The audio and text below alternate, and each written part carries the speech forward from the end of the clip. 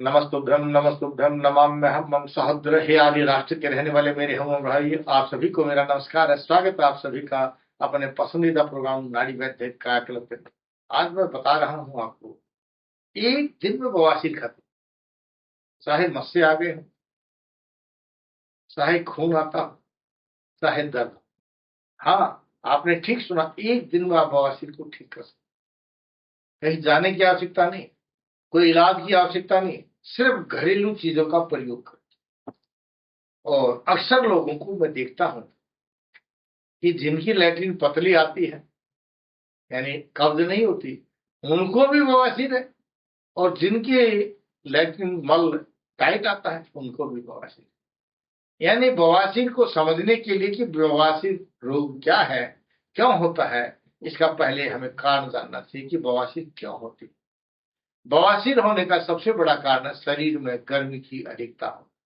और ये जब गर्मी अधिक हो जाती है, तो इसमें या तो पतला लैट्रिन ब्लड के साथ आएगा, या फिर गर्मी अधिक हो जाती है तो आंतों के अंदर मल सूख जाता है, कब्ज हो जाती है, भयंकर कब्ज होती है, तो उसके कारण भी आपको बवासीर होती है। यानी आपकी समझ में आना चाहिए कि बवासीर का एक ही कारण है, गर्मी की अधिकता।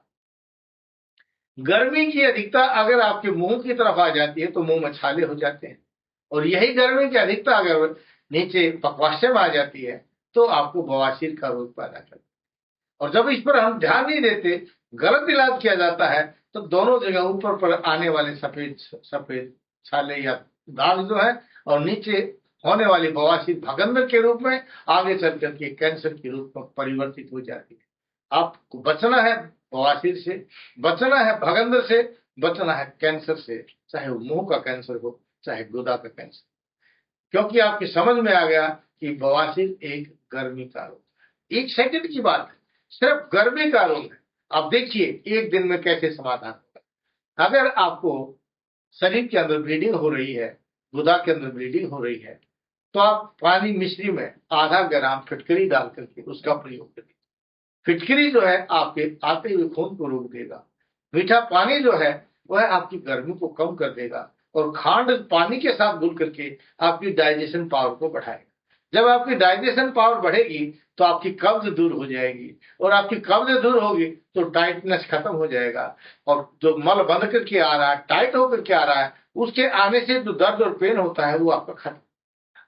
हाँ, अगर गर्मी की अधिकता से ब्लीडिंग हो रही है तो मीठा पानी पीने से आपकी गर्मी खत्म हो गई, और पाइल्स के आने से जो उसमें आपने फिटकरी डाली, उस फिटकरी के डालने से घाव भर गया, और घाव भर गया तो खून आना बंद हो गया, दर्द होना बंद हो गया, खून आना बंद हो गया, तो समझिए आप ठीक हो गए।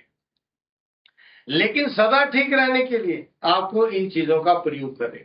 लेकिन प्रकृति के अनुसार अलग अलग रोगों में अलग अलग इलाज किया जाता है। अब यहाँ एक रोगी है जो कफज रोगी है।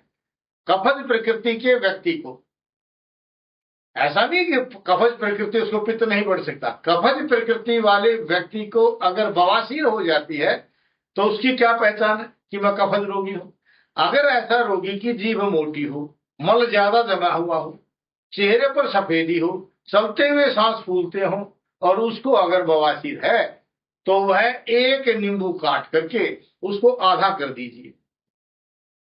आधा नींबू जो है उस पर कत्था लगा दीजिए, जो सफेद कत्था पान वाले खाते हैं ना, उसके ऊपर रात भर रख दीजिए, और सुबह सुबह उस नींबू और कत्थे के पानी को खाली पेट उठते ही आप प्रयोग कर लीजिए। यह नींबू पानी आप कफज प्रकृति वाले व्यक्ति के अंदर अगर पित्त बढ़ा हुआ है तो ये उसको खत्म करके, पित्त को दूर करके, आपकी खूनी बवासीर को, या दर्द होने वाली बवासीर को, या बनने वाले मस्से को खत्म करने में आपका सहयोग करेगा।